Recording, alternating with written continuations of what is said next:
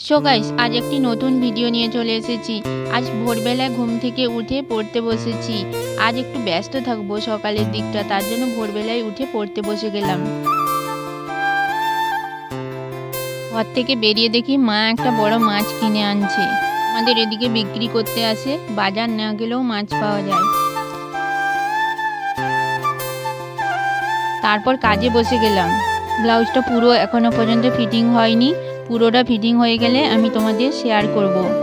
ব্লাউজটা আজকেই নিয়ে যাবে, তার জন্য আমি ভোরবেলায় পড়াশোনা শেষ করে কাজে বসে গেছি। আমার মধ্যে যে শিক্ষাটা রয়েছে ওটা কখনো হারাতে চাই না, তার জন্য আমি কাজ করি। জীবনে চলার পথে কর্ম আর টাকা এ দুটোই প্রয়োজন।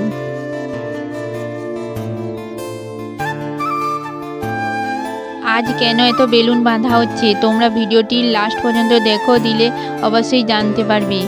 আমি, ভাই আর দিদির ছেলে তিনজনে মিলে বেলুন বাঁধছি।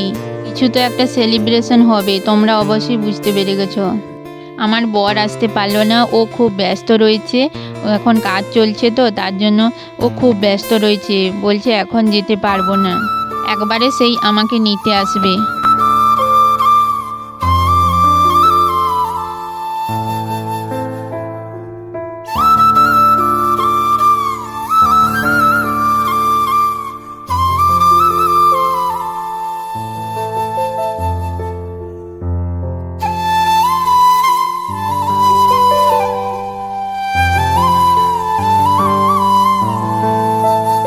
ব্লাউজটা পুরো রেডি করে তোমাদের সঙ্গে শেয়ার করলাম। আর কেমন হয়েছে ডিজাইনটা তোমরা অবশ্যই কমেন্ট করো। দুপুর হয়ে গেছে আর দুপুরের সময় বৃষ্টি হচ্ছিল, একটু বৃষ্টিটা থেমেছে। আমার দিদি ছেলে এখন খেতে বসেছে। আজকের রান্নাটা মা আর দিদি দুজনে মিলে করেছে। এদিকে লাইনও পালিয়ে গেছে, সেলিব্রেশনও করা হলো না, তার আগে ভাত খাওয়া হয়ে যাচ্ছে। এখন দিদি ছেলে বসেছে খেতে, আমি এখনও খাইনি, এই খেতে বসলাম। বাড়িতে বাকি সবার খাওয়া হয়ে গেছে, শুধু ভাই আর দিদি বাকি আছে, আমি খেতে বসে গেছি।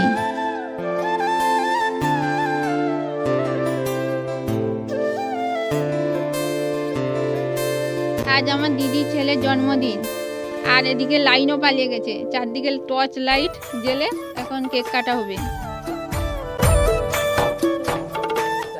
Happy birthday to you, happy birthday to you, happy birthday Soumdi, happy birthday to you.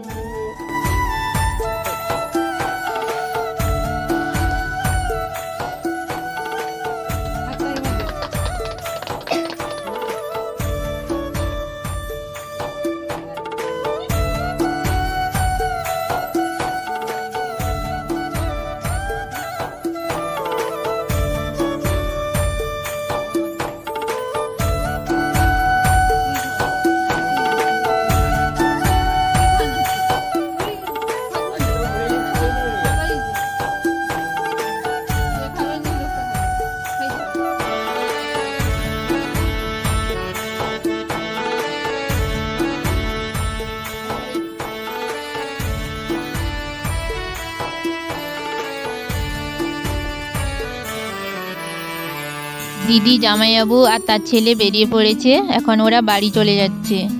তো ভিডিওটি এখানে এন্ড করে দিচ্ছি। যদি ভালো লাগে লাইক, শেয়ার আর কমেন্ট করো।